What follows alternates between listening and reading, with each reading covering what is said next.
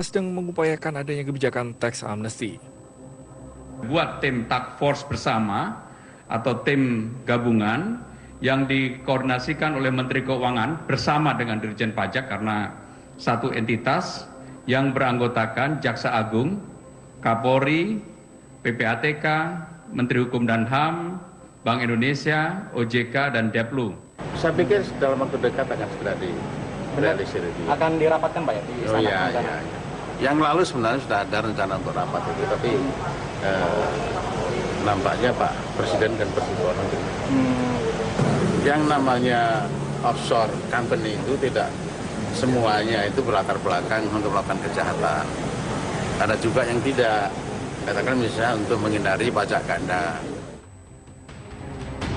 Terkait isu yang berkembang, sejumlah nama pejabat negara yang disebut-sebut masuk dalam Panama Papers, sejumlah pejabat negara tersebut sudah membantah telah menginvestasikan sejumlah dana melalui sebuah perusahaan yang diduga milik mereka dan didaftarkan di Panama, sebuah negara bebas pajak yang menjadi surga investasi bagi pemegang modal di seluruh dunia. Saya tidak pernah terlibat di dalam itu dan saya tidak tahu itu Mayfair itu, dan seperti jawaban saya Anda baca di dalam Tempo itu jelas, dan saya tidak pernah berkeinginan sedikit pun untuk tidak membayar pajak. Yang menuntut orang tidak bersalah mundur itu yang salah. Pak, maka BPK akan menelusuri dana-dana yang ada di Panama Papers itu? Siapa yang memeriksa siapa? Enggak, maksudnya, Tanya dong kepada Dirjen Pajak. Ada rumor, ada gosip katanya Rini di Panama Papers. Aku betul-betul nggak ngerti gitu loh. Malah ada yang menanyakan kepada saya gitu. Jika benar, skandal ini tentunya bukan sekadar persoalan pengemplangan pajak. Masuknya nama sejumlah pejabat publik dalam daftar Panama Papers juga merupakan persoalan etika yang menunjukkan minimnya sikap transparansi para pejabat publik. Bahkan skandal Panama Papers sudah menjadi sorotan dunia. Sejumlah pejabat dunia bahkan ada yang mundur. Sementara di sejumlah negara lain proses penyidikan pun tengah berlangsung. Tim Liputan Metro TV.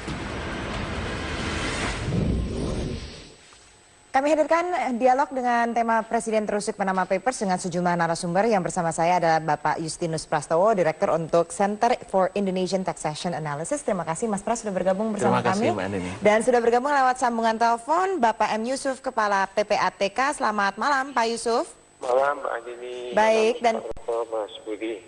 ya, dan kami masih menunggu untuk tersambung dengan juru bicara kepresidenan Bapak Johan Budi yang juga nanti akan tersambung lewat sambungan telepon, dan dialog ini akan kami sajikan setelah headline news pukul 19 waktu Indonesia Barat. Kembali dalam Prime Time News dengan dialog Presiden terusik Panama Papers. Mungkin saya langsung saja ke Pak M. Yusuf, Kepala PPATK. Pak Yusuf, peran PPATK dalam Satgas Panama Papers ini nanti seperti apa? Bahwa Satgas belum dibentuk ya. Kemarin usulan kita agar ada nanti koordinasi yang jelas, karena salah satu amanah dari rekomendasi PPATK tahun 2012 perlu ada koordinasi antar kementerian terkait dengan kebijakan tax amnesty. Tapi walaupun demikian kita sudah bekerja dengan cara memfasilitasi data. Kita beberapa juga bandingkan antara data yang dari daftar Panama Papers, dari offshore leak paper, kemudian dari yang data G20, tapi G20 kita masih minta dari Menkyu, kemudian yang data kita sudah ada. Nah, dari Panama Papers itu kita menemukan memang ada beberapa pihak yang sudah tercatat di PPATK. Ada dia itu political exposure person, ada profesional, ada juga badan usaha atau badan hukum seperti itu. Nah, cuma masalah yang perlu dipahami oleh masyarakat bahwa di dalam Panama Papers belum bicara uang atau aset, baru nama saja. Sehingga ini tidak serta-merta orang itu salah, enggak juga. Karena beberapa pilihan bisa jadi dia buka perusahaan di sana, memang dia punya kegiatan usaha dekat itu. Atau misalnya dia menganggap bahwa dari situ punya utang lebih cepat di sana. Atau yang ketiga memang ada keinginan tidak baik menghindari pajak. Banyak pilihan sehingga kita belum bisa menjudgment sebuah negatif. Saya kira itu tidak fair dan cenderung pihak. Sayang sekali ini sambungannya sepertinya kurang jelas begitu ya dengan Pak Yusuf. Kita akan kembali lagi mencoba disambungkan dengan Pak Yusuf. Saya ke Mas Pras dulu. Mas Pras, kalau kita lihat ini nanti harus apa yang difokuskan oleh Satgas Panama Papers ini? Mengingat juga nantinya akan ada Satgas dari pengampunan pajak begitu. Khusus untuk Panama Papers, apa yang harusnya difokuskan? Ya, saya kira ini kan merespon sebenarnya ya, yang sudah menjadi respon global terhadap dokumen Panama Papers. Maka respon pemerintah juga harus memenuhi harapan publik kan, terutama pemerintah pertama-tama dengan Satgas ini harus membuat mapping dulu. Mapping atau SOP yang akan dilakukan itu apa? Yang pertama saya kira melakukan profiling dulu. Kira-kira ada 3 atau 4 model atau modus yang biasanya dilakukan. Dari situ kan lalu bisa dikelompokkan. Yang menjadi concern pemerintah tentu menyangkut pejabat publik atau politisi saya kira, karena itu terkait dengan fungsi pemerintah, apalagi kalau ada pejabat pemerintah yang terlibat, diduga terlibat, itu harus jelas betul karena ini menyangkut mitigasi resiko konflik kepentingan di dalam pemerintah sendiri. Itu saya kira menjadi fokus. Yang kedua, fokus kepada para pengusaha dengan modus menghindari pajak. Nah, ini akan menjadi penting, apalagi dikaitkan dengan tax amnesty nantinya. Bagaimana pemerintah nanti bisa mengantisipasi anti penghindaran pajaknya gitu. Nah, 2 hal ini harus dikerjakan segera. Yang paling penting pertama adalah sinyal yang harus diberikan pemerintah bahwa pemerintah serius, menaruh perhatian dan tidak mentolerir konflik kepentingan atau penyalahgunaan kewenangan jika itu terkait dengan pejabat yang sedang berkuasa. Dan adanya pembentukan Satgas ini apakah kalau dilihat memang terusik gitu dengan adanya dokumen yang keluar ini, terutama ada pejabat-pejabat yang masih aktif begitu di situ? Iya, karena ini bisa beresiko masuk ke situasi keotik ya. Kita tidak tahu siapa lagi yang akan terbuka, apalagi nama-nama yang berpengaruh, dan jaminan adalah kredibilitas pemerintah. Pertaruhannya ini besar sekali saya kira. Maka dengan dimitigasi sejak awal, itu langkah yang baik. Tinggal sekarang, bagaimana pemerintah punya suatu suara yang sama, sikap yang konsisten, bahwa ketika memang penelitian nanti mengatakan pejabat A, itu ada potensi konflik of interest, tidak dideklar dan ada indikasi tidak transparan, maka ya harus mundur konsekuensinya. Tapi kalau pejabat B misalnya, jelas dia melakukan itu ketika menjadi pengusaha, skemanya pun skema yang wajar dan tidak terkait dengan jabatan sekarang, ya harus diklarifikasi, dipulihkan namanya. Saya kira kita harus fair di situ. Ini juga pelajaran bagi publik, supaya publik juga bisa ikut mengawasi. Tetapi juga kita harus hati-hati mengingat hal seperti ini rawan kepada pembunuhan karakter. Di sisi lain, kalau Satgas ini tidak efektif, yang dikhawatirkan ini sekedar rame-rame dan manis-manis di depan, sementara kita tetap akan mendapatkan kehilangan di masa mendatang karena tidak membuat antisipasi langkah-langkah konkret yang harus dilakukan. Kalau melihat dari nama-nama yang akan dimasukkan Satgas ini kan high profile semua, bukan orang lapangan. Dan ada yang rawan di situ saya kira. Kenapa? Karena hampir semua ini kan ada di bawah Menko, baik Menko Polhukam maupun Menko Perekonomian. Saya kira perlu melibatkan institusi yang netral, yang independen, sehingga kredibilitas tim ini lebih terjamin gitu. Libatkan perguruan tinggi, akademisi, atau kalau perlu pihak yang mendapatkan akses ini diajak, karena bagaimanapun pemerintah membutuhkan akses kepada data itu gitu ya. Tanpa dilibatkan kita khawatir akan ada miskomunikasi, miskoordinasi. Jadi untuk menelisik nama-namanya dibutuhkan lembaga independen begitu untuk turut serta begitu. Saya kira demikian. Dan PR berikutnya adalah ini pekerjaan teknis. Ini bukan pekerjaan high profile yang hanya memproduksi isu atau wacana, tapi ini teknis karena ini harus mengenali modus detail, skemanya seperti apa, lalu langkah-langkah antisipasi itu pun juga jelas, detail. Maka kalau perlu termasuk akuntan publik, konsultan pajak, lawyer itu dilibatkan sebagai tenaga ahli sehingga kita bisa mendapat gambaran yang utuh menyeluruh. Oke, jadi seperti kata Wapres juga menyatakan bahwa ini tidak semuanya perbuatan ini ilegal, ada semata-mata memang untuk kebutuhan bisnis gitu. Betul. Dikatakan. Ya harus ada tim yang bisa mapping itu tadi gitu ya. Saya coba mau ngecek dulu untuk Pak Yunus, apakah masih Pak Yusuf masih tersambung sama kami? Masih nih. Masih, oke. Sinyalnya sudah jelas Pak, mohon standby, tidak gerak-gerak supaya sinyalnya tetap steady. Pak, ini kan kita juga nantinya akan ada Satgas Tax Amnesty. Dengan adanya Satgas Panama Papers ini, apakah nantinya akan overlap begitu tugasnya? Mengingat memang nama-namanya dikatakan dari Panama Papers ini 80% terjadi kesamaan begitu. Ya, begini, pertama kita harus pertama memahami. Halo? Ya, silakan Pak. Pertama kita memahami bahwa ada aspek yang ya bisa juga banyak tim itu nanti malah bocor ya. Terus yang kedua, saya kira yang benar bahwa kita tidak merasa orang, belum tentu mereka salah. Jadi perlu ada sifat yang lebih prudent, sifat yang lebih menjunjung tinggi yang sebelum tak bersalah. Dengan cara begitu maka kita nanti insya Allah bisa bermanfaatnya. Ketiga, kita perlu seperti ini. Kalau nanti ada kan tidak bicara uangnya itu, mungkin hanya saham, tentu besar, itu aset belum banyak. Nah sehingga mesti bukan itu gangguan utama, masih banyak sumber lain.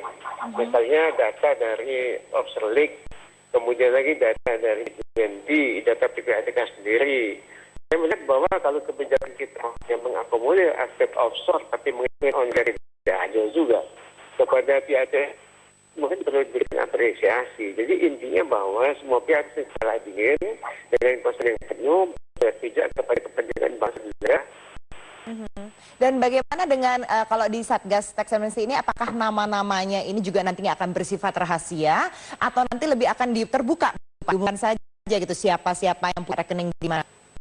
Dan pertama kita menjadi kerahasiaan dalam RUU Tax Amnesty itu ada pasal 2 jelas sekali pasal 15 pejabat pajak tidak bisa mengumbar-umbar itu, termasuk nanti kami pun PPATK mungkin perlu melakukan koordinasi kepada Dirjen Pajak. Tadi saya katakan di Komisi 11 walaupun rahasia mungkin perlu juga diberikan akses kepada PPATK agar ada akuntabilitas.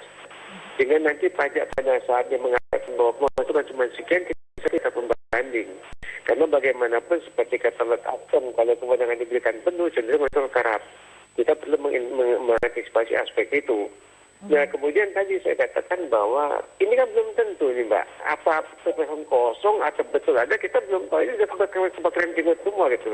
Dan yang kita sedihkan, ada semacam pembunuhan karakter. Kita bedakan antara hukum dengan melanggar etik ya. Pada saat dia dilaporkan KPN tidak ada undang-undang mengatakan negara, paling etika saja. Mungkin dia diminta legowo mengatakan selain atau misalnya mundur, tapi sanksi hukumnya tidak ada. Nah, sehingga ini yang perlu kita sama-sama sepakati, jangan sampai warga negara kita rusak gara-gara itu, sementara warga negara asing kita abaikan. Oke, baik. Pak Yusuf ditahan dulu, kita masih akan kembali setelah jeda pariwara berikut, tetaplah bersama Prime Time News. Ya, pemerintah akhirnya mengeluarkan reaksi atas Panama Papers. Sudah tersambung dengan Bapak Johan Budi, juru bicara kepresidenan. Pak Johan, seberapa teruskah Presiden dengan adanya laporan Panama Papers ini? Ya, jadi kemarin memang ada pemberitaan salah satu menteri dari Pak Presiden, yaitu Pak Luhut, diberitakan yang berkaitan dengan namanya masuk di dalam Panama Papers. Ya. Kemudian Pak Luhut memang sudah melaporkan apa sebenarnya yang terjadi pada tahun 2006 itu kepada Presiden. Tadi kebetulan saya juga bersama Presiden, dan Presiden sudah mendengarkan secara lengkap ya penjelasan Pak Luhut. Yang ingin disampaikan adalah bahwa nama siapapun dia yang masuk di Panama Papers itu kan jangan langsung dijudge ya, atau dipersepsikan sebagai pihak atau orang yang berusaha untuk melakukan kriminal atau kejahatan apapun itu ya, apakah itu menggelapkan pajak, apakah itu dan lain sebagainya. Jangan dipersepsikan itu dulu gitu maksudnya. Jadi belum tentu orang yang masuk di dalam Panama Papers itu adalah melakukan kejahatan gitu. Oke, dan ketika nantinya memang nanti Satgas ini sudah terbentuk begitu, baik itu nanti dari Satgas Panama Papers maupun juga dari Satgas Pengampunan Pajak, apakah ada hak eksklusivitas begitu misalnya untuk pejabat publik yang memang tercantum namanya di situ? Gini, saya ingin meluruskan ya, kebetulan saya mengikuti rapat terbatas kemarin dan Pak Yusuf juga hadir kalau nggak salah, itu bukan pembentukan Satgas Panama Papers ya. Jadi tidak ada nama Satgas Panama Papers. Yang ada adalah persiapan dalam konteks untuk membahas RUU tax amnesty itu yang sekarang sedang digodok di DPR ya. Nah, disitulah disampaikan apa yang mesti disiapkan oleh pihak pemerintah, termasuk juga data-data yang selama ini dipunyai oleh Kementerian Keuangan yang melalui Direktur Jenderal Pajak. Jadi satgasnya itu adalah satgas yang berkaitan dengan persiapan bagaimana nanti kalau RUU tax amnesty itu kemudian disahkan oleh DPR yang kemudian diundangkan menjadi undang-undang resmi tentang tax amnesty. Itu yang dibahas ya. Jadi bukan Satgas Panama Papers. Tadi sempat juga ditanya kok ada Satgas Panama Papers, tidak ada Satgas itu. Oke, baik. Jadi nantinya kalau misalnya memang ini masuk Satgas Tax Amnesty akan bersifat rahasia begitu Pak terhadap orang-orang yang nantinya untuk setuju untuk jadi ikut dalam pengampunan pajak ini. Jadi gini, ada beberapa klausul ya yang kemarin dibicarakan. Yang pertama, kalau memang ada nama-nama yang kemudian masuk dalam ikut dalam tax amnesty itu, kalau dia sedang dalam proses penyidikan oleh penegak hukum, maka dia tidak bisa. Jadi penegak hukum disilakan untuk mengusut itu secara tuntas gitu ya, baik tindak pidana apapun ya.